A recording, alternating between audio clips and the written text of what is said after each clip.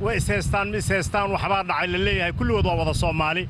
kursigana waa hal kursi kaliya haddii doorashadii ummadda iyo mustaqbalkeenni iyo future-keenni lagu dudumiyo hal kursi aan u ordaaya xogaa waxay la noqonaysaa dee waxaan habooneen marka laga Soomaaliyeeyo waxaan maanta aan halkaan iskugu soo baxnay dadweynaha reer Muqdisho inaan fikirkeena aan ka dhiibano caqabada oo dalka ku haya saaka maxamed cabdullaahi farmaajo shacabka reer Muqdisho ayaa doorteen saaka ayagii leeyahay ka soo horjeedo annagu saaca wixii ka bilaad waxaan raacsanahay mowqifka maxamed xuseen rooble annaga waxa weeyaan wax noo qabtaan rabnaa ra'iisul wasaaraha hadduu dalka wax u qaban hayo wixii loo diray inuu qabtaa siyaasadda waxa hadda ku dhaqaaqayo waa mustaxiil waxa loo diray doorasho ayaa loo diray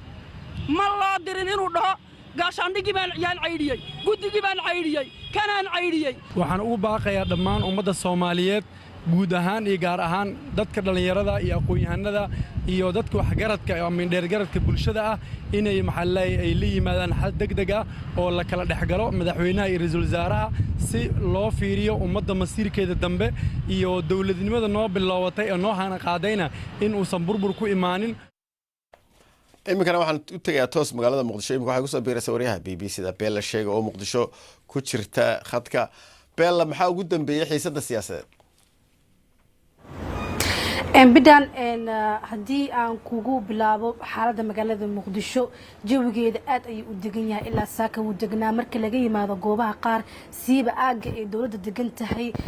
مدحتوية أو لقد دريمي دقاقي إذا أو حوجن يدعي ساكا دعي حفيز كريز الوزارة لو ديرين وحفيز كيس قالوا وهالكاس وكتجي لوك يو هذا الك وكسر صاري أنت سمك لجي ماذا بدان